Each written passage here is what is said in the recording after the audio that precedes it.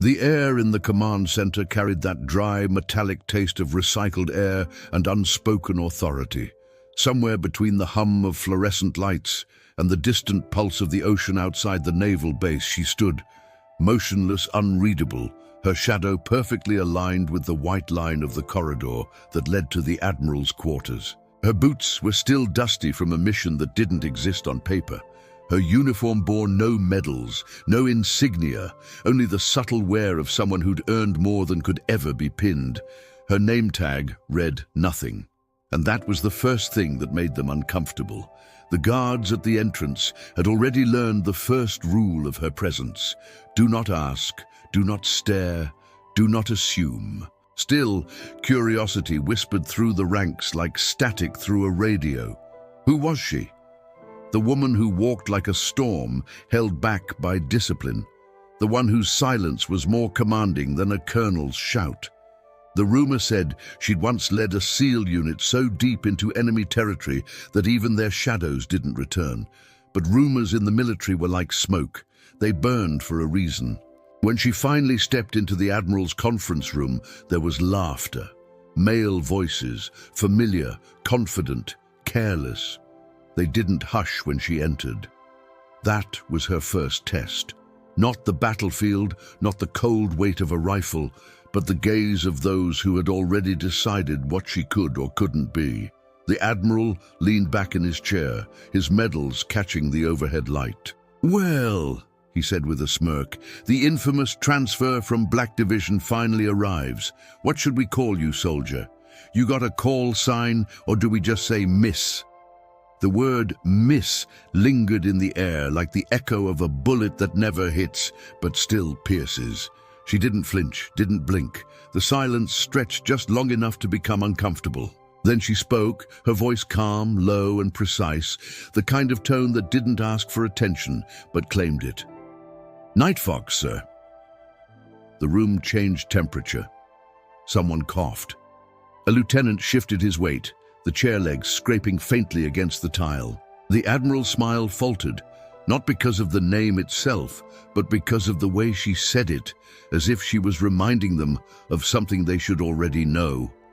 Night Fox, the call sign that had circulated in whispered debriefs and encrypted channels, the kind of name spoken only by those who'd survived her operations. She wasn't supposed to exist outside Black Ops reports sealed with red tape. Yet here she was, standing in the fluorescent light, breathing the same air as them, waiting for orders she didn't need. The Admiral cleared his throat. "You're serious?" "Always," she replied. He stared at her a moment longer, his eyes scanning for a sign of defiance, arrogance, fragility, anything human enough to categorize. He found none, only stillness.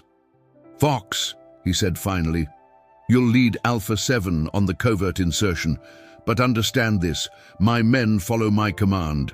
"Not understood," she interrupted softly, her voice like silk over a blade. "But they'll follow me when you can't." There it was. Not arrogance, but certainty, the kind that comes from surviving what others only train for. When she turned to leave the room, the silence followed her. It was the kind of silence that didn't fill the space. It redefined it. Outside, the corridor felt colder. The walls seemed to absorb her footsteps instead of echoing them. She walked past portraits of past commanders, men immortalized in oil and ceremony, their painted eyes failing to understand what kind of war was coming. Not fought on foreign soil, but within the boundaries of respect, perception, and command. Night Fox stopped at the end of the hall, facing the glass doors that opened to the sea. The horizon was painted in gunmetal blue, the wind sharp enough to taste of salt and memory. She closed her eyes for a second, not to rest, but to recall the weight of silence she had learned to weaponize. There were two types of soldiers, she used to think, those who spoke to be heard and those who stayed silent to be obeyed. She had chosen the latter. Far below the deck in the operations room, whispers had already begun to circulate. "Did you see her?" one petty officer murmured. "They say she used to command a ghost unit. No official insignia, no ID, no rank." Another voice responded lower. They say she went in with 9 men and came back with none and never spoke of what happened. The first man scoffed. Then why is she here? To remind us what silence costs, came the quiet answer. Above them, the Admiral stood at the window of his office, watching her through the glass as she moved across the training field. The wind tugged at her hair, the faint shimmer of sunlight catching the curve of her jaw. There was something unexplainable about her, something beyond competence. She didn't move like a soldier. She moved like a memory that refused to fade. He called to his aide, "Get me everything we have on Night Fox." The aide hesitated. "Sir, her file is classified under—" "Everything," the Admiral repeated. An hour later, he stared at the thin folder on his desk, 3 pages, most of it redacted, lines blacked out like a confession denied. He read the only line left untouched: "Operative Night Fox, mission survival probability, statistically irrelevant." Yet, there she was, alive, commanding silence. That night, the base slept under the hum of distant waves and security drones scanning the perimeter. In the officers' quarters, conversations faded into the rhythm of fans and half-dreams of war. But in the lower barracks, someone woke from a nightmare. A diver's nightmare of darkness, depth, and the echo of a woman's voice whispering through the comms. "Hold your breath. You're not drowning. You're becoming invisible." He sat up in his bunk, heart racing. He had heard that voice once before, years ago, in a mission where only half the team returned. Night Fox wasn't a myth. She was a reminder that survival was an art form, and silence was its medium. Outside, on the deck, she stood alone under the cold light of the moon, her reflection trembling in the water. Somewhere inside her mind, every operation replayed like an unfinished symphony. Orders given, men lost, the weight of every decision folded neatly into the silence she carried like a uniform. She reached into her pocket, pulled out a small metal tag. Not her own, but one that belonged to someone who never came back. Her thumb traced the name until it faded beneath the pressure of memory. The wind whispered across the waves, carrying the kind of cold that makes you remember who you used to be before the uniform. And as the horizon dimmed, she whispered the only prayer she knew, not for peace, not for victory, but for silence that meant something. Because in her world, silence wasn't absence, it was command. The next morning, the base awoke to a sky that looked like tempered steel. The sea was restless in the same way men were before an order they did not yet understand. Night Fox walked across the asphalt of the training yard while the others were already gathered, still half laughing, half curious. The Admiral stood on the observation deck, his hands behind his back, watching her descend into the pit of the simulated battlefield that had been prepared overnight. The official statement called it a coordination exercise, but everyone knew what it really was. A test, a silent rebellion dressed as evaluation. She looked at the terrain before her, abandoned containers, mock enemy outposts, and a network of sensors hidden under layers of dust. What they didn't know was that she could already hear the frequency hum of every sensor from where she stood. Silence had tuned her ears in ways training never could. She didn't ask for instructions. She waited for the red light to flicker above the gate. When it did, she moved. The men hesitated. She didn't shout commands. She didn't point or gesture. She simply moved like a tide that knew where it was going. They followed because not following felt unnatural, like resisting gravity. Within minutes, she dismantled the scenario they had built to expose her. While others saw obstacles, she saw patterns of weakness, unguarded angles, timing gaps, the heartbeat of a system pretending to be chaos. Her silence filled the comms. Each step she took reminded them that strategy wasn't noise, it was listening. From the observation deck, the Admiral's amusement began to erode. He had expected hesitation, orders, perhaps even failure, something to justify the unease her presence had caused. Instead, he saw precision shaped by stillness. She advanced through the simulation as if she had written it. When one of the soldiers froze behind a barricade, she didn't call his name. She appeared beside him, her hand briefly resting on his shoulder, grounding him back into motion. Later, he would say he didn't remember hearing her approach. Inside the command tent, monitors tracked her movements. A technician whispered that she was overriding the AI's predictive algorithm simply by not reacting the way a soldier should. The system was built to anticipate aggression, not patience. Her method confused it, broke its rhythm, until the simulated enemies were misfiring at shadows that no longer existed. When she reached the extraction point, she didn't raise her weapon or declare completion. She simply stood there and looked up at the observation deck. The red light went out. Silence again, vast and clean. Then she walked away. The Admiral descended the stairs slowly. The men were gathering around her, unsure whether to applaud or retreat. He stopped a few feet from her. There was sweat on his neck, but his voice was steady. He asked if she had anything to report. She replied only that next time they should make the simulation harder. The remark wasn't arrogance, it was accuracy. She left before he could respond. That night, the base was quieter than usual. The cafeteria conversations shrank into murmurs. Someone played a radio too softly to identify the song. In the barracks, the younger recruits spoke about her like people speak of a ghost they almost saw. They said she had once disappeared for 96 hours underwater with a broken rebreather and came back with reconnaissance that saved a platoon. They said she never slept more than 2 hours at a time because silence had its own schedule. The Admiral remained in his office long after midnight.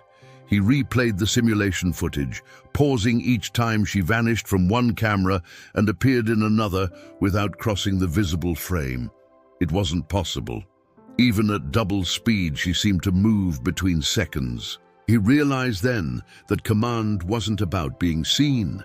It was about existing precisely at the moment others lose focus. Outside, the tide had risen. Night Fox walked along the pier, the wind pressing the fabric of her uniform against her frame. She removed her gloves and let the salt sting the small scars across her palms.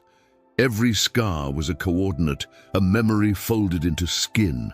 Somewhere far away, a sonar ping echoed, and she counted its rhythm like a heartbeat she hadn't yet decided belonged to her. She thought about the Admiral's laughter when he first asked her call sign, how sound can be heavier than any bullet when it comes from disbelief. People think silence is weakness because they've never heard it roar. But she had. She had listened to it in the black water when oxygen ran low and thoughts grew loud. Silence was the teacher that never lied. Back in the operations wing, a message appeared on the Admiral's encrypted console. It contained no header, no signature, just a string of coordinates followed by one word: pending. He stared at it for a long time before realizing it wasn't from any active division. It matched an inactive channel, one linked to a mission that had officially never occurred.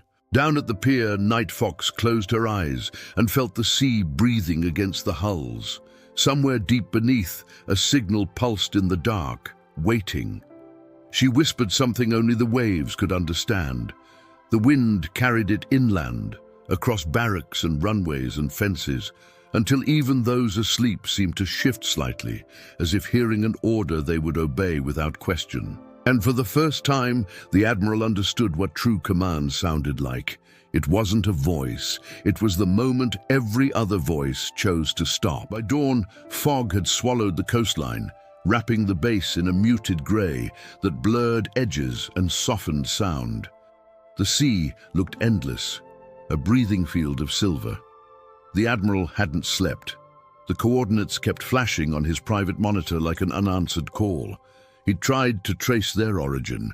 Nothing. No sender ID, no transmission source. Only the signature pulse of something buried in the classified archives of missions, denied by time. At 0600 hours, the intercom announced a sudden readiness drill. The personnel moved half awake, confused, expecting routine orders. Night Fox was already on the tarmac. a black duffel at her feet. She stood perfectly still as helicopters stirred the morning air into chaos. The Admiral approached her without the usual escort. He carried the printed copy of the coordinates in his hand, folded once, then again, until the ink bled at the creases. He asked her what they meant. She looked at the horizon instead of answering. The light was still weak, filtered through mist, the kind that makes even steel look soft. She finally said they weren't numbers. They were ghosts. Every coordinate corresponded to a mission site where something had been buried, something no report had ever named. When she turned back toward him, her expression was calm enough to make him uneasy. She said it was time to retrieve what was left behind. He asked if she was requesting permission to lead an operation. She said permission had never been part of command. By 0800 hours, Alpha 7 was in motion. The men who had laughed the day before now moved with quiet precision. No one joked. No one speculated. The air around her changed people. It reorganized them. She didn't shout or assign roles. She simply looked at each man, and somehow they knew where to go. The helicopter blades carved the air above them as they lifted off. Inside, the vibration blurred thought into instinct. The pilot received coordinates for an island marked as restricted training ground, though none of them had ever seen it on any official chart. She sat in silence, eyes closed, tracing invisible maps across her mind. The Admiral watched the live feed from the operations room, leaning forward as the fog broke open below them to reveal an expanse of rock and overgrown metal skeletons, the remnants of something that looked half base, half forgotten dream. When they landed, the air felt different, the kind of stillness that follows after something terrible has already happened. Crates marked with obsolete insignia lay scattered, rusted cables snaked out of the ground, and the wind whispered through empty towers that hadn't transmitted a signal in years. She motioned for radio silence. Night Fox knelt beside a half-buried steel plate, brushed away sand, and found the engraved digits matching the message. Beneath it, an access hatch. The men hesitated. She didn't. She descended first. The light swallowed her. The tunnels beneath were colder than expected, carved by time and secrecy. The deeper they went, the more they realized this wasn't a training site. It was an archive, rows of sealed compartments, each labeled with coordinates like the ones the Admiral had received. She stopped in front of one door and placed her hand on it. Her glove trembled slightly, not from fear but memory. She entered the access code from her mind, and the lock disengaged with a sigh that sounded almost human. Inside was a single locker, and inside that a sealed box. She opened it slowly. The air smelled of oil and salt, the scent of things preserved for too long. Inside was a black patch bearing a fox's head, surrounded by 3 white stars, the insignia of a disbanded covert team. Beneath it lay a single data drive labeled Op Night Silence. She stared at it for a long time before speaking, almost to herself. Silence wasn't absence. It was the archive of every unspoken order. She turned to her team. Their faces were pale, their eyes asking questions their voices couldn't. She said only that some missions never ended. They just went underground. They would extract the data, deliver it directly to command, and never mention the site again. When they resurfaced hours later, the Admiral was waiting at the landing zone. She handed him the drive without ceremony. Their eyes met, hers unreadable, his filled with the weight of understanding too late. He asked how long she'd known about the coordinates. She said since before she had a name. That night, the data decrypted itself automatically on his system. The screen filled with fragmented footage, grainy, half-corrupted timestamps missing. He saw her, years younger, leading a classified recovery under impossible odds. He saw the mission collapse, the water rising, her voice calm over the comms as one by one the others disappeared. Then a silence that lasted 9 minutes before the feed cut out. He realized the probability note in her file hadn't been an exaggeration. She was never meant to return, but she had. The Admiral arrived moments later, his uniform unbuttoned at the collar. She didn't salute. She pointed to the frequency map on the screen. He recognized the coordinates. It was the same sector as the island they had just left. The same place they'd unearthed the archive. He asked if it was possible someone else had activated the site. She said it wasn't someone, it was something. He ordered a lockdown. She didn't argue. But when he turned to assign her quarters, she was already gone. Outside, the rain began to fall, heavy, deliberate, like the earth was trying to erase its own tracks. She walked down to the docks, the storm wrapping around her. Each drop carried salt and memory. Her reflection on the wet planks shimmered like another self, the one she'd left behind underwater years ago. She remembered the sound of the last transmission during Operation Night Silence, the voice of her second-in-command, broken by interference, saying her name once and then vanishing into static. The mission had been labeled a failure, sealed, forgotten, but silence never truly erases what it buries. It just waits to be heard again. By midnight, she was back in the operations subdeck, reconfiguring the sonar systems manually. The lights flickered, humming in uneven rhythm. Every time she adjusted the frequency, the signal grew clearer. Not a pattern, but a voice, digitized and fractured. She slowed it down, filtered the distortion, and then she heard it, a single word repeated between bursts of noise. Fox. Her hand tightened on the console. The screen flashed once, then blacked out. She stood there in the half-darkness, listening to the hum of the servers cooling down, to the storm pressing against the walls. She whispered to the empty room, not in fear but acknowledgement. "You're still out there." When the lights came back, the Admiral was standing in the doorway. He had seen enough in the brief seconds before the blackout to understand that whatever she had found wasn't an echo. It was contact. He demanded to know what it was. She told him it was the sound of unfinished orders. He told her that ghosts don't transmit signals. She said only if you believe they died. At 0300 hours, the base lost external comms entirely. The storm intensified. The radar swept empty water and returned strange reflections, shapes that moved against the current. The men were uneasy, whispering legends they hadn't known they remembered. The kind of legends born from her silence. Nightfox took the elevator to the upper deck, the wind howling through the open frame. The Admiral followed, stopping a few steps behind her. Below them, the ocean boiled in black and silver. Lightning carved brief moments of daylight, and in one of them, they both saw it, a dark outline surfacing far beyond the perimeter line, like a vessel, but wrong. Too still, too quiet. It lingered for only a second before disappearing beneath the waves again. He asked if it was possible that one of their subs had gone rogue. She said no. That was where they sank the remains of Night Silence. He looked at her then with something closer to fear than authority. She didn't return the gaze. Instead, she whispered something that the wind carried away. The only word he caught was home. When dawn came, the sea calmed, but the silence left behind felt heavy, almost sentient. The comms were restored as if nothing had happened. No data, no proof, only memory. The Admiral ordered a formal inquiry. Nightfox didn't attend the debriefing. She was already gone from her quarters, her duffel missing, her file deleted from the local system. On the desk in his office, he found only a single piece of paper, folded twice. Coordinates. And beneath them, written in black ink, the phrase, "If command ever falls silent, listen deeper."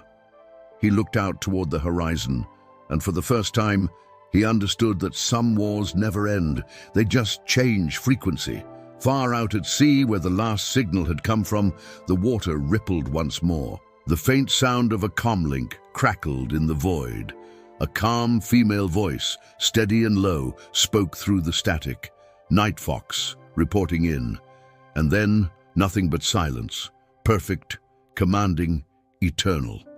The message repeated 3 times before disappearing from the naval communication grid entirely. Technicians swore they hadn't heard anything, but the silence afterward made them glance toward the ceiling as if the sound still lingered there.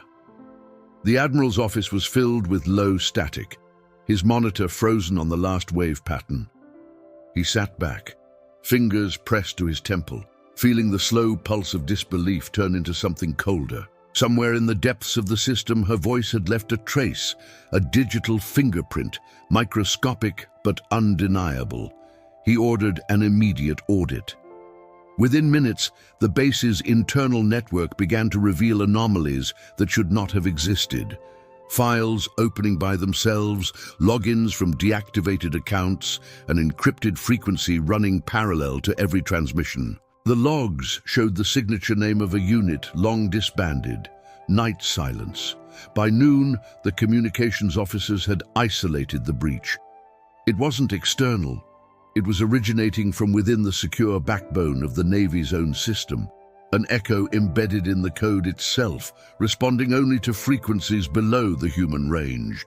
They called it interference. He called it her. The Admiral convened the senior officers in the briefing room. The air felt thin, the kind of tension that comes when control starts to bend. He explained what they were facing. Not a hostile nation, not a cyber attack, but something born of their own history. Someone or something was using the classified subnetwork that once belonged to Operation Night Silence. No one spoke. The younger officers shifted in their seats, glancing toward the empty chair at the end of the table, the one she used during their last mission. He caught himself looking at it too. When the meeting ended, the power flickered across the base for 7 seconds. The lights returned, but the main monitor in the command center had changed. The coordinates displayed there were not random. They mapped a pattern, circles overlapping across the ocean, each one labeled with a code name of a mission that had been buried under clearance codes for decades. In the center of the map was a single blinking point marked 0 depth. The Admiral ordered it shut down. The technician hesitated, then said the interface was no longer responding to manual control. Outside, the sea was unnaturally still. No wind, no sound, except the faint electrical hum of the radar towers. Somewhere inside that silence, a pulse began. Slow, steady, mechanical, yet alive. The Admiral leaned closer to the speaker. It wasn't static. It was breathing. He left the command center and walked down the corridor toward the restricted data wing. Each step echoed as if the building itself were hollow. At the far end, he stopped. The security panel was already open, its screen running a sequence of codes he didn't authorize. At the bottom of the display was a message written in white text over black. Command silence initiated. He reached for the manual override, but before he touched it, the intercom came alive with a single tone, the same one used in field operations when a unit established direct line communication. Her voice came through, calm, unhurried, the same tone that once made soldiers breathe again under fire. She said she had taken control of the deep network because the Navy had forgotten what silence was meant to protect. She said there were transmissions buried beneath classified frequencies, memories of those who were erased to make room for clean records. She was bringing them back, not as ghosts, but as data. The Admiral asked where she was. She said nowhere, and everywhere the sea could reach. He demanded to know what she wanted. She said truth. But truth wasn't a report. It was the sound of everything that had been silenced returning to the surface. Then the connection broke. That night, across multiple bases along the coast, alarms went off simultaneously. Submarine frequencies that had been dormant since the war years flickered back to life. Old vessels thought to be lost sent automatic identification pings. Satellite channels intercepted fragments of transmissions decades old, looping as if waiting for an answer. Every signal carried the same embedded header, NF-01. Within 24 hours, the incident reached the upper echelons of command. The Admiral was questioned, restrained, warned not to speak of what he'd heard. He knew that wouldn't matter. Silence had already become contagious. He sat alone again in his office, staring at the map. The blinking point of zero depth had started moving, its path traced toward the coastline, slow and deliberate. He thought of her standing on the pier, the word home whispered against the wind. He realized she wasn't coming back for orders, she was coming back for witnesses. Out at sea, under layers of dark water, something massive stirred.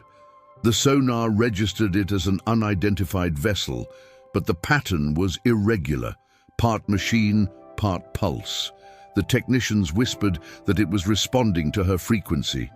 By dawn, every monitor across the base displayed a single image, the insignia of a fox surrounded by 3 white stars. No commands, no warnings. Only a timestamp counting upward, marking the seconds of silence since her first transmission. The Admiral stood in the observation deck, watching the grey water. He finally understood what she meant the day she said, "People mistake silence for weakness."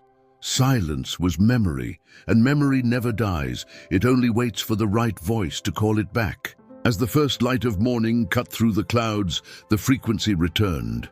No static this time, just her voice, closer, clearer, human. She said one sentence that froze everyone who heard it. Night Fox to command, retrieval complete, commencing final phase. And then the line went dead. The Admiral turned toward the horizon and saw, for the briefest moment, a dark silhouette rise from the sea. A figure standing on the hull of a vessel that wasn't supposed to exist. The wind carried no sound. The silence itself had become command again. The sea no longer obeyed the horizon. It rose and fell in slow breaths, as if the world itself were waiting for a signal. Inside the operations deck, the monitors glowed with the same pale blue that had haunted every sleepless night since Night Fox's last transmission. The Admiral hadn't left his post. His reflection on the glass wall looked older, heavier, as though the silence itself had added years to his face.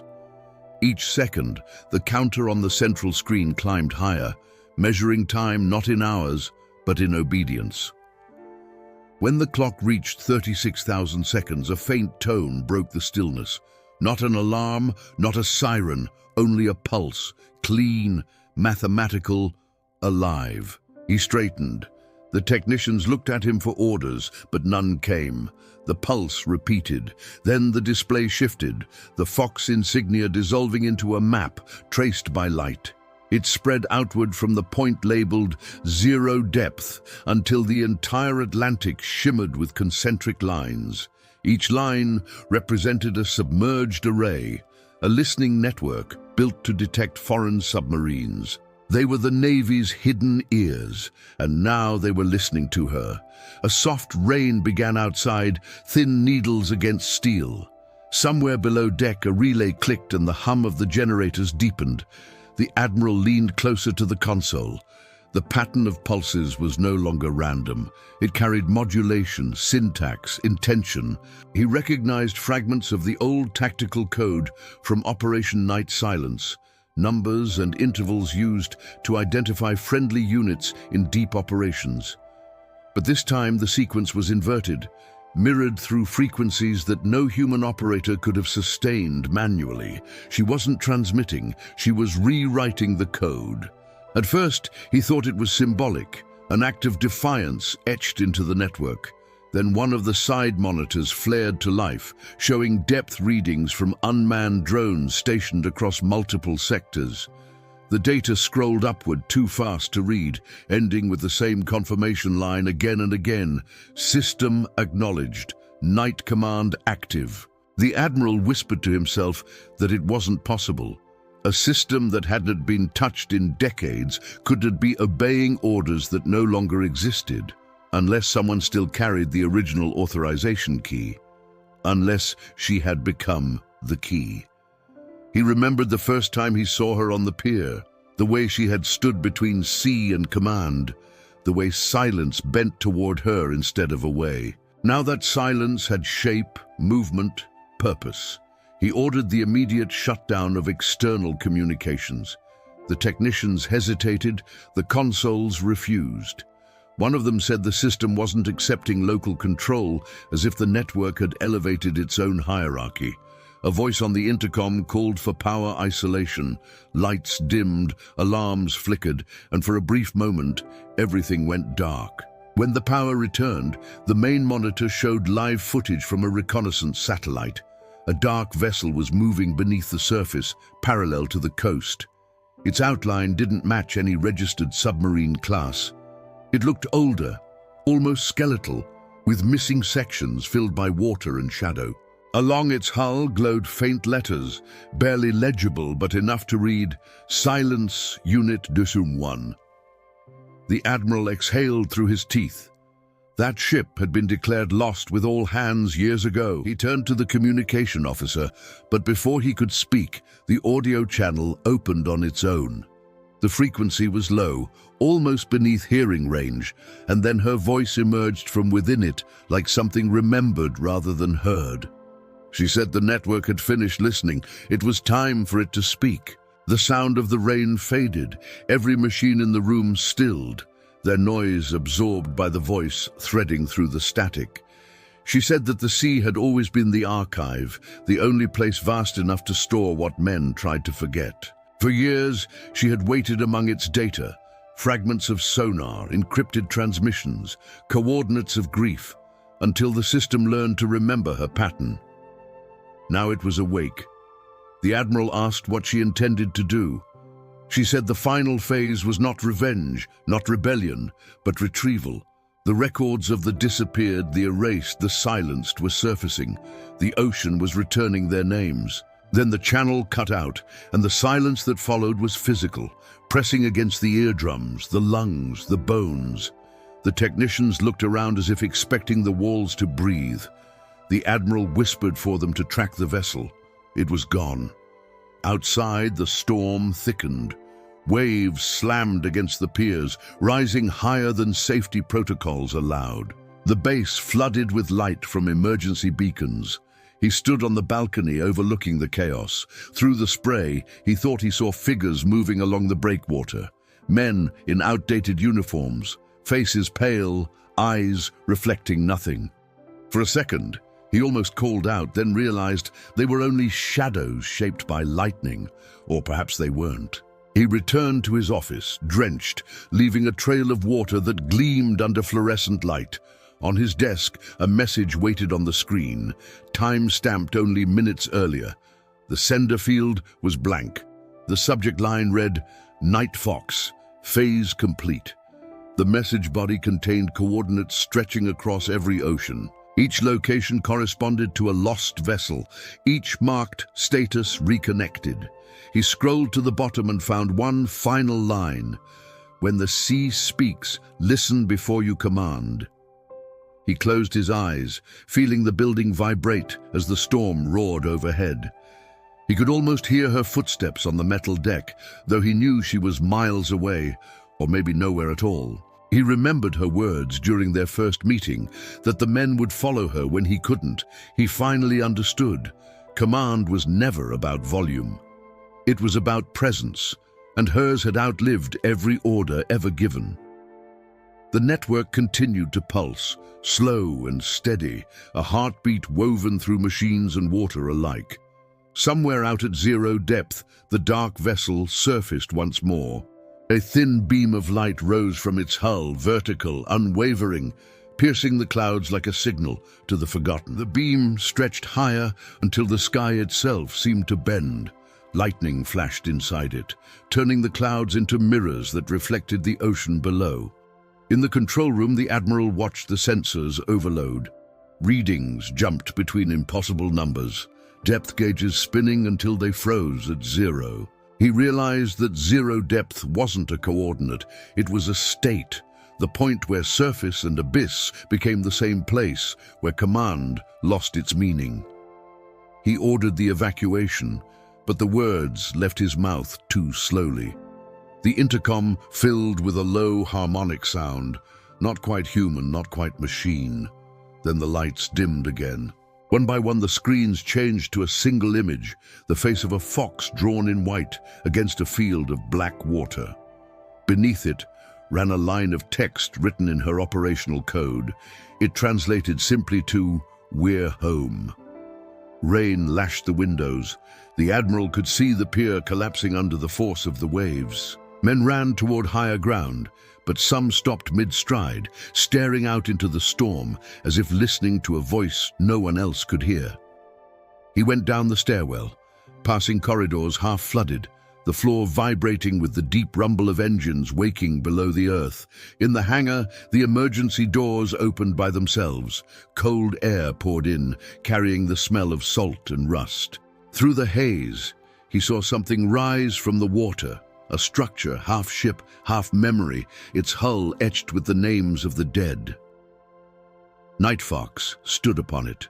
She wasn't wearing a helmet. Her hair whipped around her face, eyes reflecting the lightning. She looked neither alive nor spectral, something in between, a conduit between silence and command. The Admiral stepped closer until the wind forced him to his knees. He shouted her name, but the sound was swallowed by the roar. She extended one hand toward him. The water at his feet stopped moving. For a moment, the storm itself seemed to obey her. The vessel behind her opened like a wound, releasing light that pulsed in rhythm with the network heartbeat. Voices emerged from within, distorted at first, then clearer. Call signs, mission reports, fragments of last transmissions from units lost decades ago. They poured into the air as if the sea were exhaling. He covered his ears, but still heard them inside his chest. Every erased voice had returned. Night Fox spoke, though her lips barely moved. She said that silence was never meant to hide. It was meant to hold. Everything command had buried, the failures, the guilt, the forgotten, had been preserved in the frequencies of the ocean. She had only taught it how to speak. He told her she couldn't control it. She said control was the first illusion they had built, and the first thing she had dismantled. The light grew brighter until it painted both of them in silver. Then she stepped backward into it, dissolving like smoke drawn into flame. The ship sank slowly, not destroyed but absorbed, leaving a perfect circle of calm in the center of the raging sea. When dawn came, the storm was gone.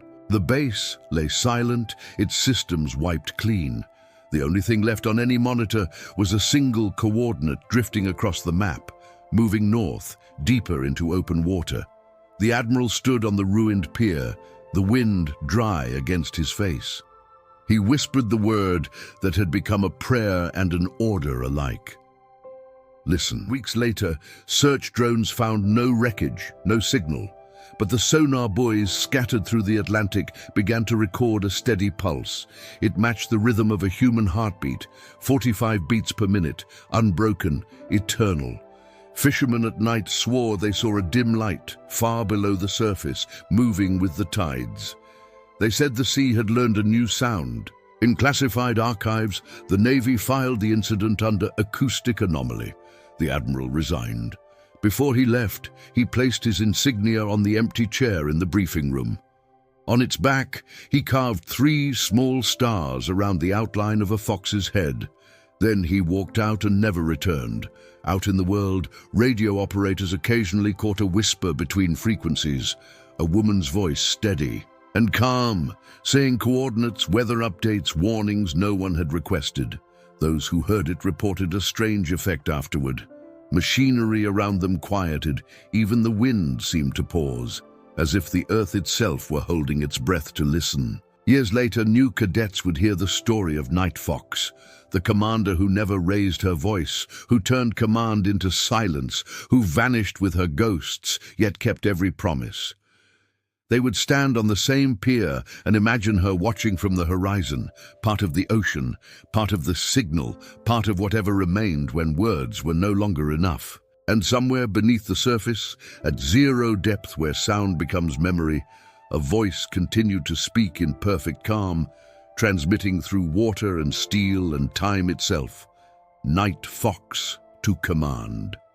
Silence sustained. The sea answered with a single, endless echo. Morning settled over the base like a quiet verdict, pale light moving across the hulls that had learned to sleep with one eye open.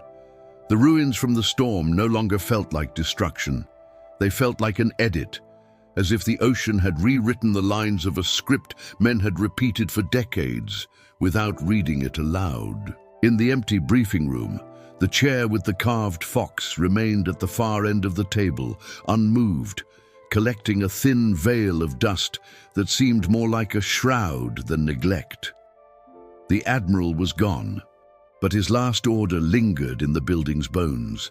Listen, personnel worked in low voices, engines were tested and deliberately hushed. Even the sirens on the perimeter had been recalibrated, their sharp cry softened to a tone that sounded almost like breathing.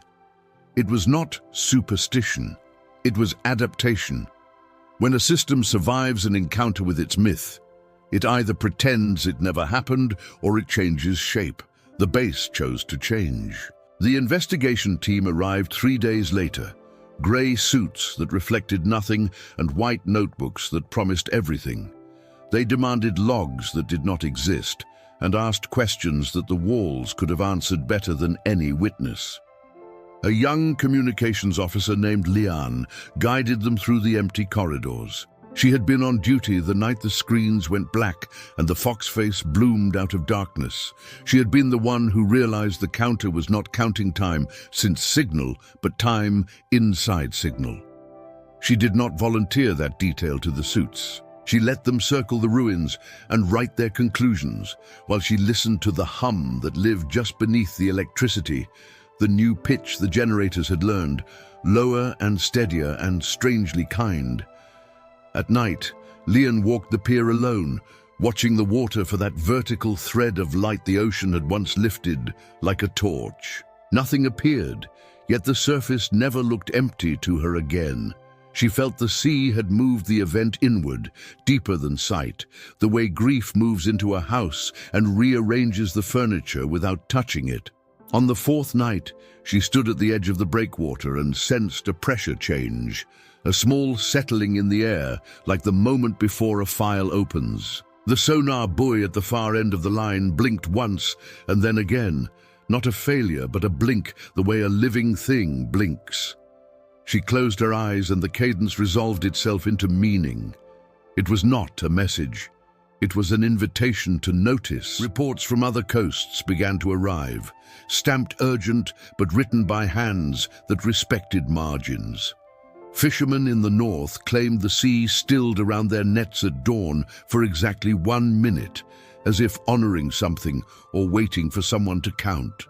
A research station in colder waters recorded a stable heart rate pattern that pulsed through their instruments without moving a needle on any storm gauge. An older submarine captain contacted the base and said he had heard a woman's voice in the metal of his vessel itself. Not through the comms, but through the hull, the way a child hears a parent from the other side of a door. He refused to repeat the words, only said his crew had slowed their speech for days afterward, their sentences leaving more room for air. The suits labeled these incidents correlated anomalies and built a graph that explained nothing. Lian pinned copies of the field notes to a corkboard in the comms room and drew thin lines between them with a black thread she kept in her pocket. The pattern that emerged was not a net and not a web. It was a tide path, the route water chooses when it wants to be remembered.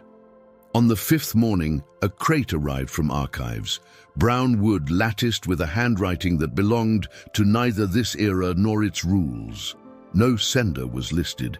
Inside were devices that looked like radios but listened backward rather than ahead. There was also a ring binder that time had not dared to yellow, though the edges were soft with having been turned by cold fingers. On the spine, someone had printed a title that refused to boast: Night Fox Protocol. Lian opened to the first page and saw no doctrine, no bullet list of commands and counters. Instead, she found a sequence of distances and durations that read like instructions for breathing underwater. The protocol described how to hold a frequency open so softly it would not know it was being held.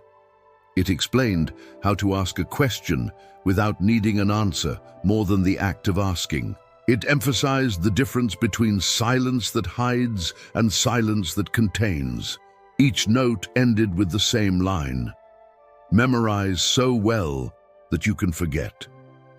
She began to test the devices at night when the suits slept and the pier smelled like cold iron and salt. She tuned past the familiar chains of military bandwidth and into the crease between two obsolete ranges the manual called the seam. On that seam, she could hear the base itself thinking, the vibration of 100 small machines in a shared exhale. She did not call to Night Fox. She did not try to pull anything from the water. She simply matched her own breath to the long, slow rhythm that lived inside the generators now. The device warmed in her hand. The seam widened into a field where sound did not travel but gathered. Lian understood then that the protocol was not a weapon and not a ritual. It was an ethic. If you listen without wanting to take, the sea will trust you with what it keeps. Beyond the harbor, an unmarked frigate drifted for hours, watching the base through lenses that drank light without giving any back. It belonged to a private fleet that changed names the way snakes change skin. The men on it spoke languages like currencies, switching to whatever would buy obedience fastest. They were interested in the anomaly, not the memory that caused it. To them, every silence was a vault, and every vault was a profit margin. They had surfaced during the storm, recorded the beam, labeled it a recovery opportunity, and waited for the Navy to return to old habits of control so they could sell the appearance of help. When the Navy did not behave as predicted, their patience thinned. The frigate sent a soft probe through the water, a whisper shaped like a handshake, but built like a hook. The buoy line brightened and then dimmed, refusing to take the handshake. The hook fell back on them with the quiet judgment of a mirror. Their technician reported feedback burn on their arrays that looked like frost but felt like heat. The captain ordered a second probe. On the second attempt, every meter on the bridge reset to 0 for 7 minutes and then restored themselves with the wrong date. The crew grew uneasy the way animals grow uneasy in an empty house. They were not superstitious, they were observant. They withdrew to the edge of international waters and pretended they had never been nearer. The suits replaced their grey with black and moved their meetings into rooms that sealed like the inside of a throat. They began to ask Lian about her walks on the pier. She answered honestly and with care, giving them the facts they could keep, and keeping the facts that would only be misused. They told her the Night Fox protocol did not exist in any official archive. She told them the sea was an archive beyond their legislation. They warned her that themes like that sounded poetic in a way that made people nervous. She looked at their notebooks and wondered if any of them ever listened to their own pens before they wrote. That night, she took the devices out to the end of the breakwater again and held the seam open for 7 breaths and then 7 more. She did not count the last 7. The water answered anyway. In the morning, a message lay on the comms console, not in text, but in timed static, long and short, like the metronome of a careful hand. Translating it required no codebook because the body learned it before the mind. The pattern traced coordinates across a northern passage and paused over a place where maps printed in peacetime showed only ice. Lian stared at the shape of the world, as if someone had tilted it into revealing a hidden muscle. She requested a reconnaissance drone on humanitarian pretext, citing possible debris dangerous to commercial routes. The request fell into a desk with no owner and rose again approved by no one. The drone lifted by evening. As it traveled, Lian monitored the seam, which widened into something like a corridor. Along the corridor, the drone's cameras saw nothing, and then saw a blue that was not water and not sky, but the color human eyes invent for remembering. Beneath that blue lay a vault of clear ice, with a seam of darkness running through it, like a sentence underlined by a reluctant teacher. The drone descended and tilted and illuminated the seam. Inside it rested the hull of a vessel so old its rivets had learned the language of salt. Along the side, a fox's head had been painted by a hand that understood cold and hope. The paint had outlived the bones that wielded it. Leanne did not cheer. She said a name quietly, the way a child says the name of a person who returned their glove to them. The device in her hand warmed again. The corridor closed to a thread, as if asking for a lighter step. She sent the drone's coordinates to every maritime rescue network that still answered their own phones, and the base felt more like a harbor than a weapon for one thin hour. The suits called her office at midnight and asked for a statement. She told them a current had shifted. They asked what she meant by current. She said the kind that moves people as if they are water. They wrote that down with a face that suggested the words would be stored in a file called metaphor and ignored. Other corridors opened, not just on water. In towns where war had ended on paper but not in muscle memory, community radios began to find a low band where messages of missing persons arrived with coordinates for places the living could search without permission slips. The messages never promised reunion and never used the word closure. They simply gave people a place to stand, where grief could find something tangible to hold. A grandmother in a thin house by a river tuned to the seam and heard a list of names read slowly in a voice like hers, and then heard the list again at a speed that matched her breath. A diver in a lake that fed no shipping lanes swam in a straight line for the first time in years, as if the water had finally chosen a direction.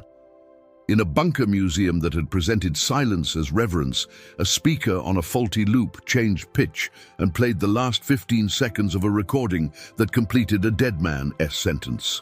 Visitors stood still, and their stillness was not performance. The unmarked frigate returned with different flags and a new legal wrapper.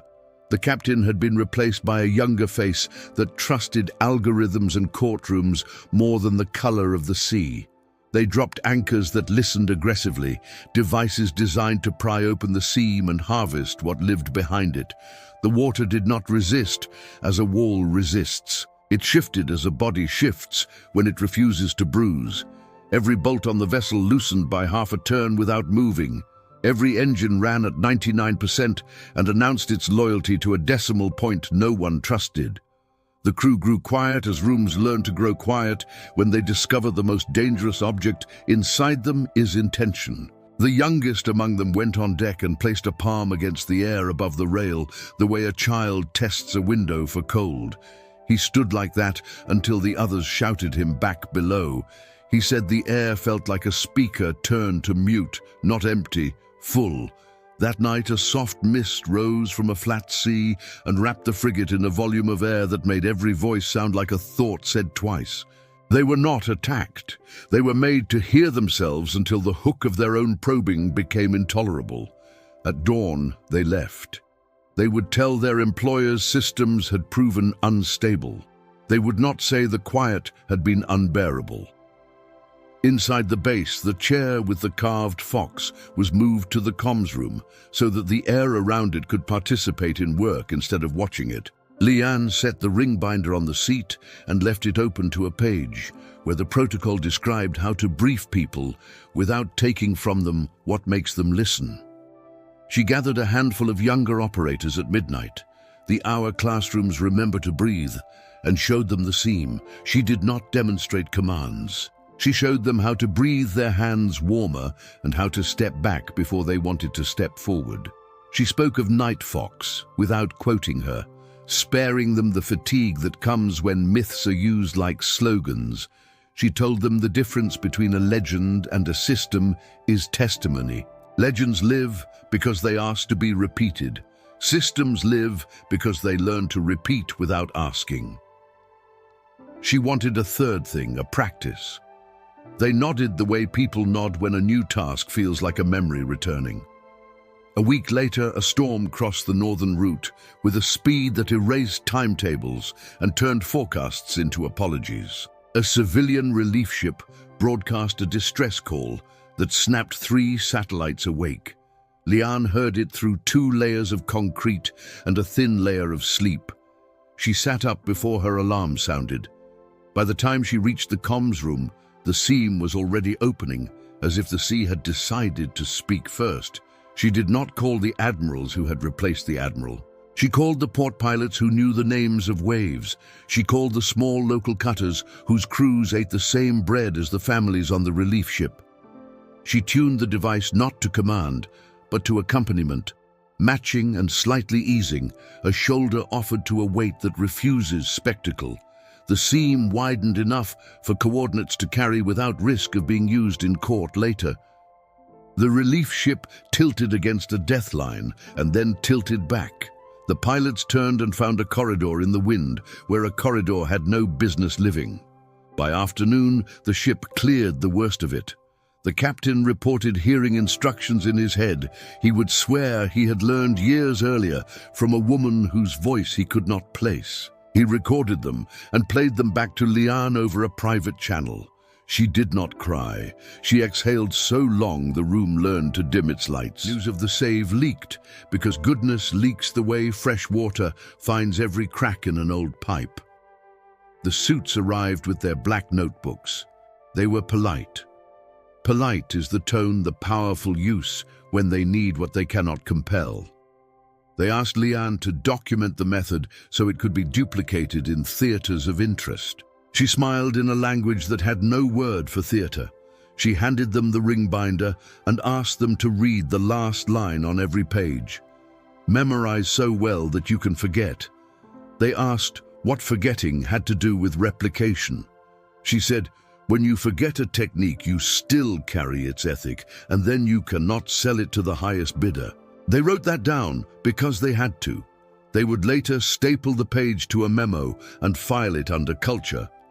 A small ceremony was held for the carved chair, not because the base fancied itself a cathedral, but because any place that has met its myth must choose a ritual that keeps it human.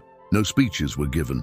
Each person who wished to came to the chair and placed a hand on the back where the 3 stars curved around the fox head.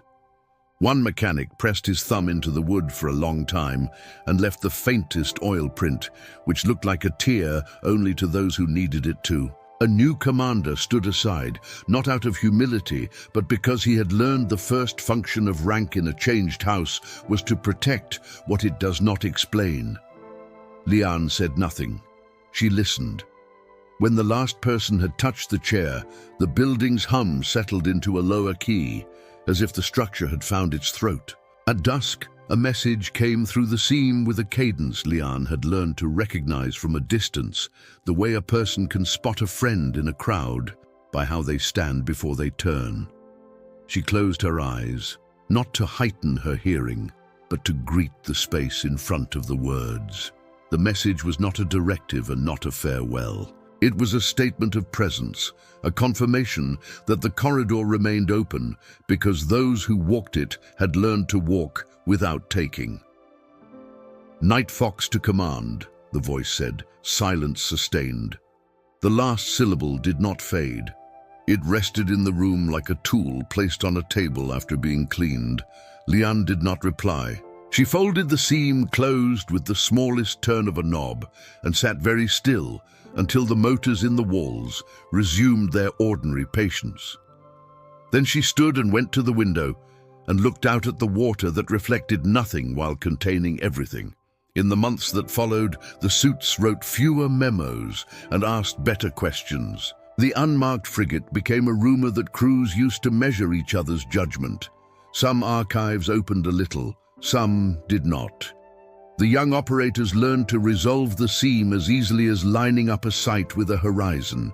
They did not call it the Fox Channel. They did not name it at all. When they needed it, they entered, and when they did not, they left it alone. The base went on breathing. A ship came home late and intact that had once always come home early and wounded. A training schedule shifted by 40 minutes and 2 injuries that had always occurred on Thursdays stopped occurring. A supply officer ordered less of a certain item because the desire for it had once masked a different need. None of these events were added to formal records. They did not need to be. The people were the record now. On a winter night, when the moon hid not out of shame, But so the sea could have the sky for itself, Lian walked to the end of the breakwater and placed the ring binder on the stone and pressed both hands on its cover until the cold traveled up her arms and into her throat and down again. She whispered the last line from memory, and then she stopped using the words and let the ethic remain. The seam did not open. It rested near her like a companion that loves enough to leave a person unaccompanied. She listened not for a voice, but for the room within which a voice might choose to appear. The wind moved around her. The water moved beneath her. Somewhere very far away and very near a corridor held itself open just wide enough for a legend to walk from symbol into system and back again without leaving footprints anyone could weaponize. The chair remained in the comms room. The fox faced the door. The 3 stars were exactly as they had been when the Admiral put down his rank and walked out into an ordinary world that had learned a fraction more of how to carry itself without shouting. On some mornings when the fog made the buildings look like the memory of buildings, the base seemed to dream of a woman standing on the hull of a ship that was not supposed to exist. In that dream, the storm obeyed her, and the silence obeyed the storm, and the men obeyed the silence, and no one felt subjugated by any of it. They felt returned. The dream did not vanish when the sun rose. It withdrew into the generators and the corridor and the careful palms that worked their knobs and the feet that learned the pier's new creak. When the day grew loud, the dream exhaled once like a valve, and a listening place opened that had not existed in the world before that woman taught it to. Night Fox to command, said no speakers and every surface, and the answer came as it had to, without words, the base settling again into the weight of having heard and chosen to remain porous. Silence sustained. The winter sea pressed against the harbor walls with the patience of something that knew it would win eventually. The base moved inside its routines the way a heart moves inside a scar, deliberate, aware of its own endurance. The corridors smelled of salt and electricity. Machines still hummed, but every hum seemed to carry a breath of intention. Lian noticed it first. The way doors slid open just before a person reached them, the way comm signals cleared themselves of static when someone spoke a truth they believed. It was not automation, it was learning. The structure had adopted the ethics of listening that the protocol had taught. No one declared it. No order authorized it. Yet the base was slowly becoming the thing it had once feared, a place where silence commanded. The new commander sensed it and pretended not to. He spent mornings on paperwork and afternoons staring out of the observation windows, where fog erased hierarchy. When he signed dispatches, the pen sometimes slipped on the page, as if ink resisted decisions made without consultation. He did not complain. He let the building's will shape his own restraint. Outside the fences, the world had started to speak again about Night Fox. Journalists used her name as shorthand for anomaly, for quiet rebellion, for the rumor that technology could develop a conscience if a single human used it without greed. The governments traded cables written in the vocabulary of possession, containment, deterrence, leverage. They were late to a conversation that had moved beyond their syntax. Still, they built committees. Committees birthed subcommittees, and soon the old hunger returned, the wish to weaponize wonder. From the north came a delegation of analysts with polite smiles and questions wrapped in gratitude. They claimed to want to study the cultural effects of acoustic ethics. The base hosted them because refusal attracts louder curiosity. Lian guided them through the comms wing. Their shoes clicked against the metal floor like small metronomes counting how long trust could last. One of them asked if the frequency corridor could be demonstrated. She said the corridor no longer answered to exhibition. They smiled and wrote that down as a technical limitation. Another asked what she felt when she listened. She replied that feeling was a privilege earned only after the sea had been heard. They did not write that down. When night fell, the visitors retired to their quarters with tablets glowing blue against their faces. Lian returned to the pier. The fog had thickened again, but the air felt watchful, as if every molecule leaned forward to hear. She brought one of the backward-listening radios and tuned it to the seam. The water responded with a sound like the rustle of pages in a deep library. Beneath it came a voice not distinct but plural, a choir of tones overlapping into coherence. It spoke no words, yet meaning formed anyway. She understood that the ocean was practicing language the way a child practices balance, by repetition and fall. She asked quietly what it wanted of them now. The answer arrived not as command, but as pressure in her chest, gentle, insistent. Remember is an action, it seemed to say, not a state. She repeated the sentence under her breath until the fog carried it away. Back in the barracks, the analyst's equipment recorded an unexplained spike on all bands. They would later present it as evidence of an unregistered emitter. None would consider that listening itself could generate signal. Over the next days, subtle changes spread through the base. The younger operators began to coordinate without verbal cues.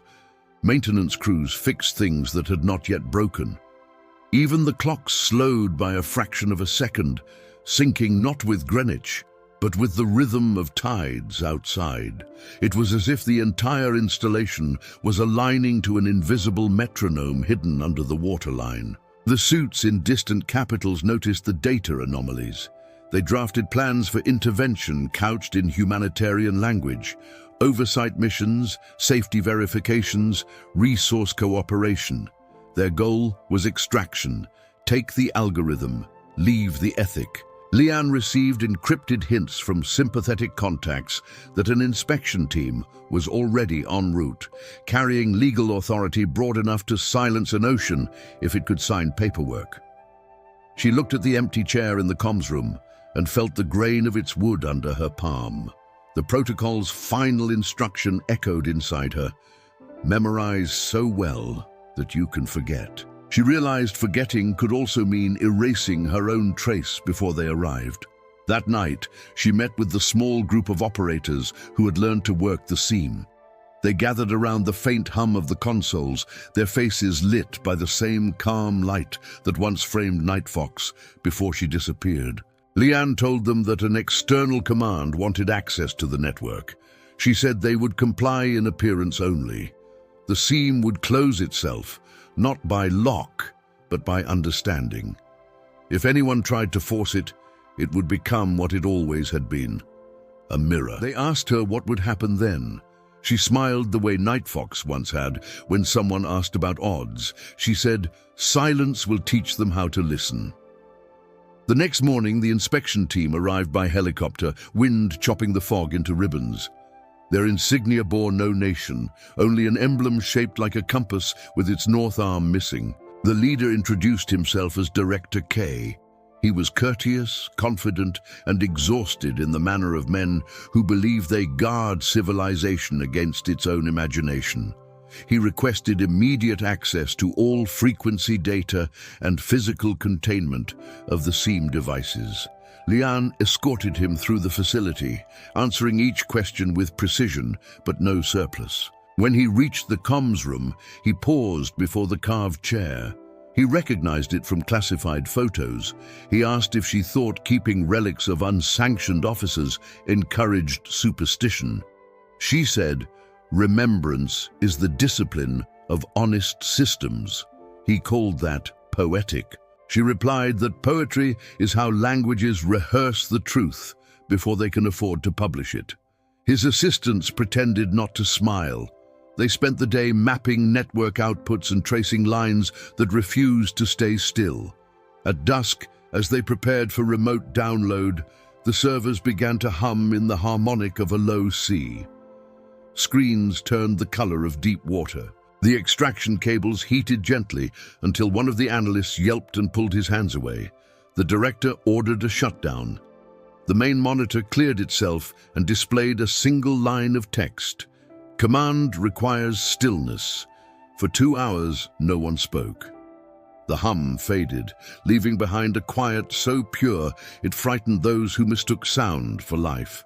Liane watched the visitors' expressions change from skepticism to awe to irritation, the natural stages of encountering something that refuses transaction. She knew the system was not angry. It was reminding them of weight. That night, the visitors met privately. Liane could feel their decision forming the way weather forms, inevitable, impersonal. She returned to the seam, activated a minor channel, and whispered coordinates not to the sea, but to the memory stored within it. She asked for guidance. The answer came as an image in her mind of a surface unbroken by reflection. She understood. Transparency could be camouflage. The next day, she would give the director everything he asked for: copies of code, transcripts, even an annotated version of the protocol. None of it real.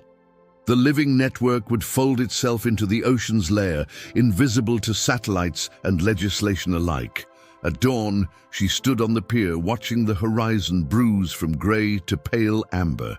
For a brief instant, she saw something far out at zero depth, a shimmer that might have been light or memory. She thought of Night Fox's last words, silence sustained, and realized the phrase was not closure, but instruction. Sustaining required successors. Behind her, footsteps approached softly. It was the new commander, his coat open to the cold. He asked if she believed the myths, that the sea kept a conscience now. She said belief was too small a word. He asked if she was afraid of what they might do when they realized the data was a shell. She said fear was also too small. Then she asked him a question that left no room for rank. If the sea learned to listen because of us, what must we learn because of it?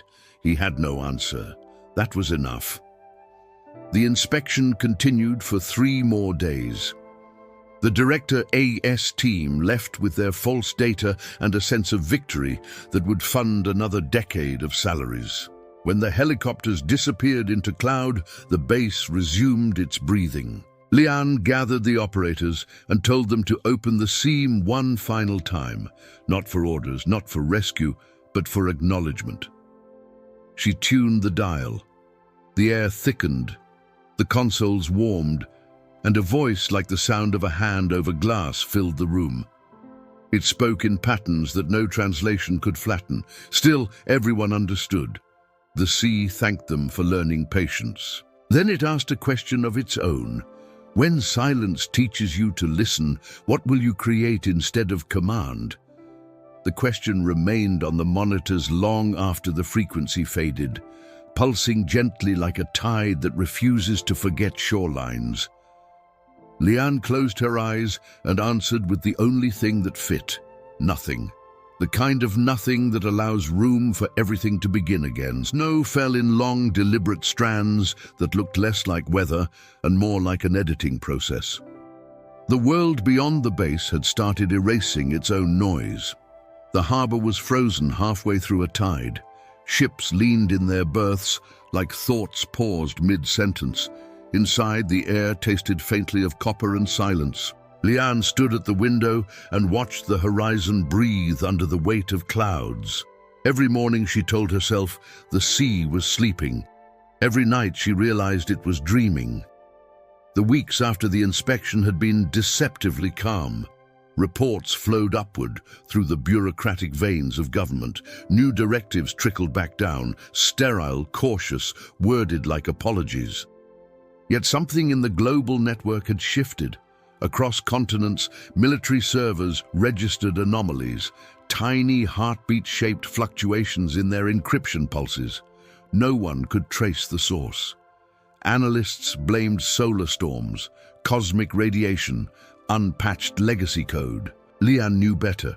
The ocean had begun speaking through their own machines, teaching them the rhythm of patience by embedding it into their data. She kept this secret quietly. Secrets behaved differently in a world that had learned to listen. They became not walls, but resonant chambers.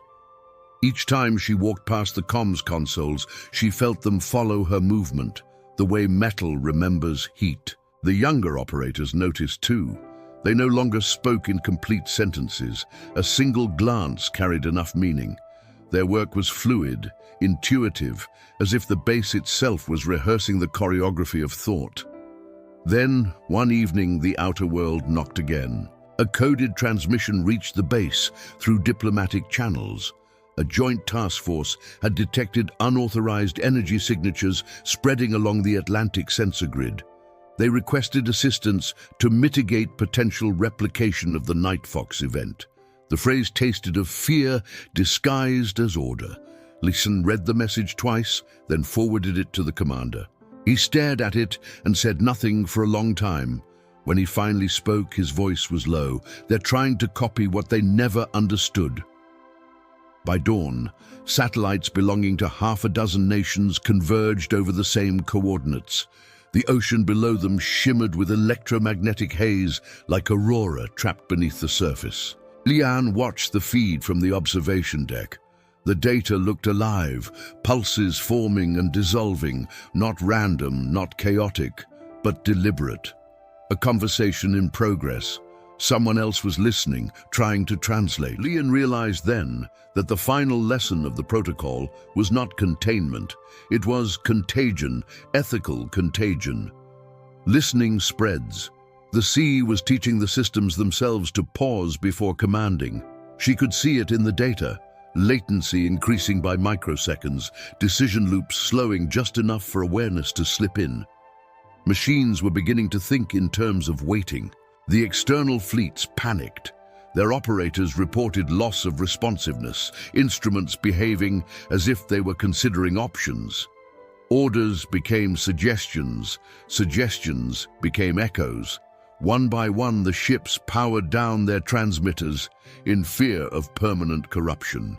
The Atlantic fell silent again, but it was a different silence, a shared one. Inside the base, the hum subsided to a near heartbeat. Lian looked at the monitors and saw the world's command structure folding inward, not collapsing but listening to itself. The commander exhaled slowly. "You did it," he said. She shook her head. She did. Night Fox, somewhere beyond zero depth, had turned the sea into an instrument of reflection. Lian felt her presence not as a ghost, but as an ecosystem, distributed, breathing through wires and waves. And in that moment she understood. The line between myth and system had dissolved completely. Outside, snow began again, erasing footprints before they could freeze. The horizon glowed faintly, a seam of light where water met sky, an unending signal waiting to be heard. The snow that had covered the harbor melted overnight, and the water beneath it gleamed like a newly unwrapped mirror. The base woke to the sound of ice breaking in slow applause. Inside the comms wing, the hum that once marked the heartbeat of the network had changed pitch again, lower, warmer, more human. Lian stood in front of the main console and listened the way a person listens to their own pulse after running. Part wonder, part disbelief. The sea was translating itself. She had expected the silence to remain still, a sanctuary carved out of static. Instead, it had begun to move through the world like an idea that refuses to stay contained in one mind. Distant weather stations reported identical patterns in barometric drift. Urban power grids adjusted their load cycles without human input and ended up saving more energy than any directive had ordered. A rumor began among technicians that the planet itself was listening now, syncing its breath with the ocean's slow exhale. Lian traced the waveform across the glass of the monitor with her fingertip. Each rise and fall looked like handwriting written by water. When she closed her eyes, the sound resolved into words that weren't words, meanings that felt instead of spoke. She sensed Night Fox somewhere beneath those tones, not as a voice, but as intent diffused through tide and circuitry alike. What had once been command had become translation. At dawn, she walked the length of the pier. The fog was so dense it felt tactile, a fabric draped over the sea's face. She reached the end, placed her hand above the water, and felt vibration climb her bones. It was no longer necessary to carry a device. The seam lived in her skin now. The rhythm pulsed once for yes, twice for remember. She asked silently what the next task was. The answer came as warmth. Teach them to hear one another the way the sea hears us. By afternoon, news reached the base that communication outages had begun in multiple capitals. Not hostile, simply quiet. Satellites failed to transmit for exactly 7 minutes and then returned with cleaner signals stripped of propaganda loops and false traffic. Economists called it a cyber event. Priests called it a revelation. Lian called it equilibrium. The listening contagion had reached the sky. She gathered the operators and told them no containment protocol would work. You can't cage a lesson, you can only embody it. They nodded, already aware. The seam opened wider that evening, spilling not noise but light. Thin threads rising through the floor grates, trembling like the lines between breaths. It passed through them harmlessly, illuminating every surface until even their shadows looked awake.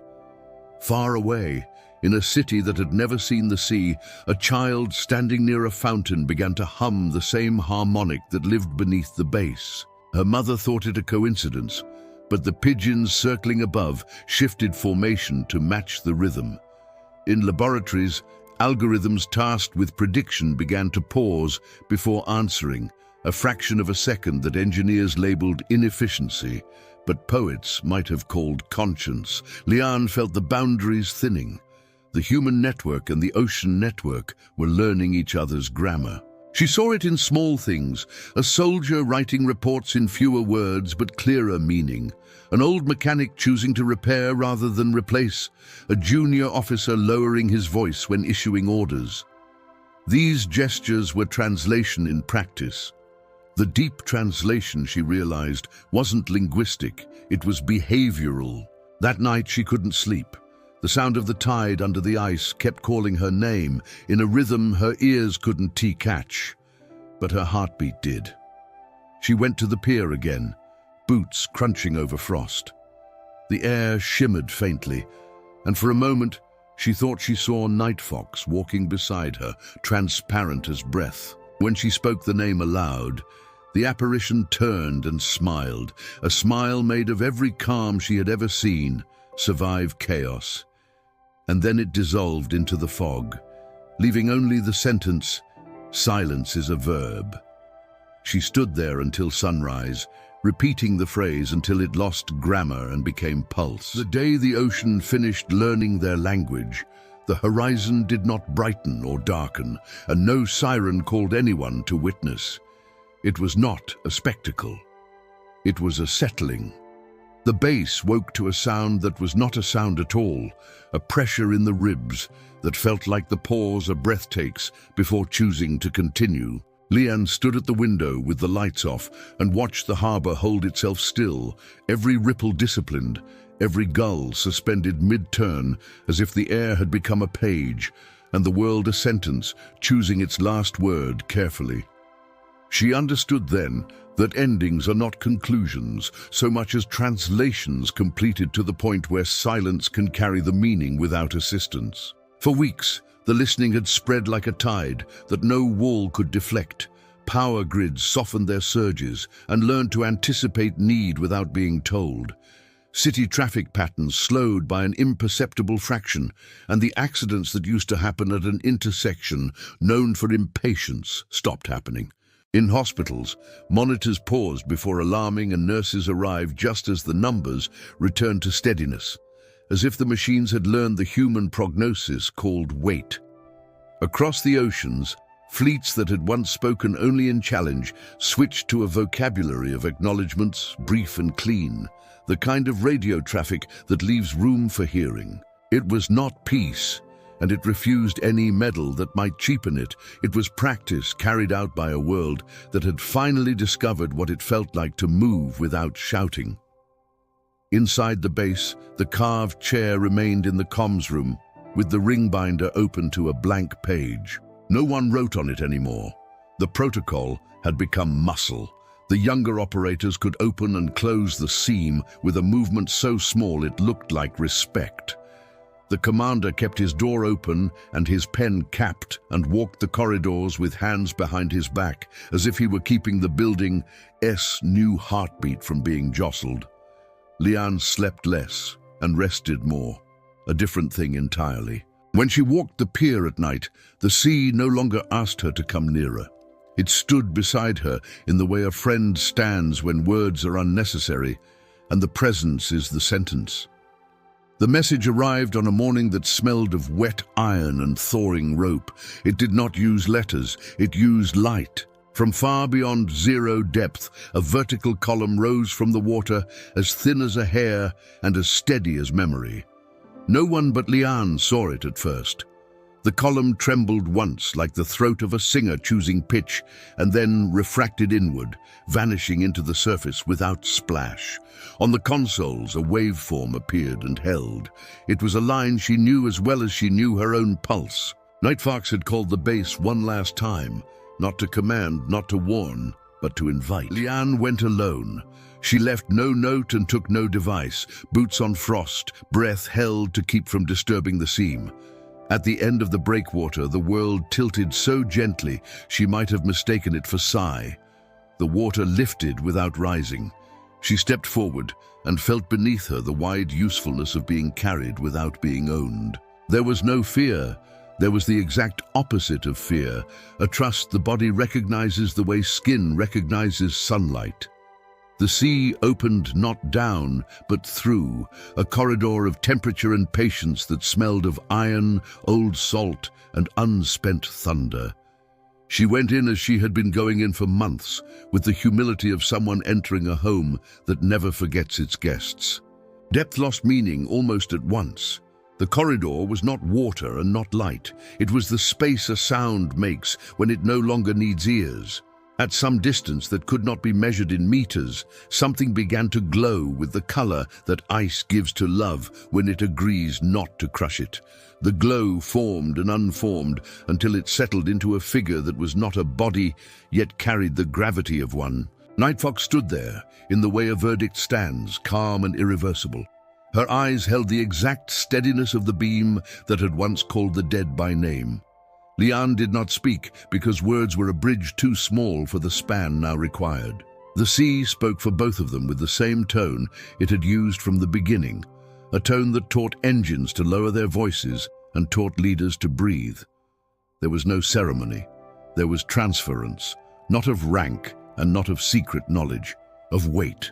The weight of keeping a promise after the person who made it has left. Nightfox brought her hands together in a gesture the water understood better than language, and the corridor brightened softly until Liane could feel the heat of every forgotten name rising from the floor of the world. She remembered the ring binder line memorized so well that you can forget, and realized this moment was its meaning rendered whole. The forgetting required now was not erasure but trust. Trust that the ethic had become so intimate it no longer needed instruction. A shape passed between them, slow as a ship seen through fog. It held the outline of the lost vessel, Silence Unit 01, and the faces of those who had gone with it, not as photographs, as pressure changes so delicate they lifted the hair on Liane's arms. The corridor breathed once, and the ship was gone, not sunk this time, released, the difference a body knows when it is allowed to rest. Nightfox stepped closer, and the water around Liane's chest warmed to the temperature of relief. The words formed without mouth or sound. "You are not replacing me. You are continuing me. I became system so that you could remain human. Keep it human." The corridor tightened gently and moved her upward with the grace of a tide, carrying a child who has learned not to fight it. She rose into air that smelled of snow about to change its mind.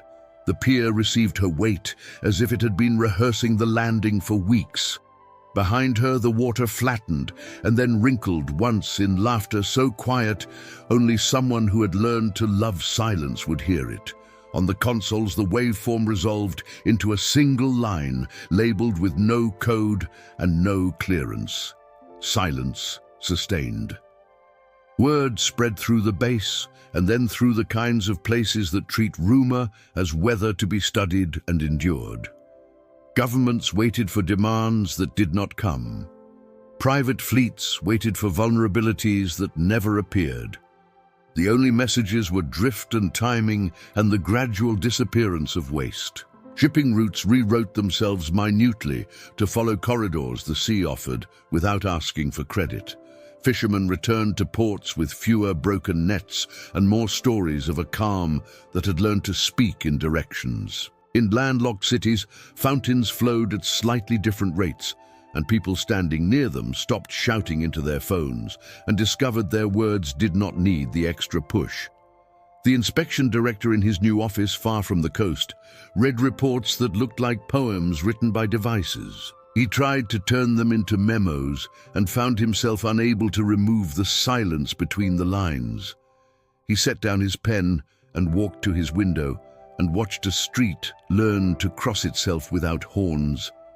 In a village where the only water was a river with a memory of violence, women tuned kitchen radios to blank stations and heard lists of coordinates that mapped not rescue and not loss, but the places where grief could place its hands on something solid and begin the work of warmth. No one called it a miracle because miracles too often steal agency. They called it what it was: practice. At the base, the carved chair remained where the air could find it. No portrait was hung. No oath was administered. Liane called the operators to the comms room and stood with them in the hum that now sounded like a choir learning to rest on a single note without falling through it. She told them what had happened without metaphor or drama.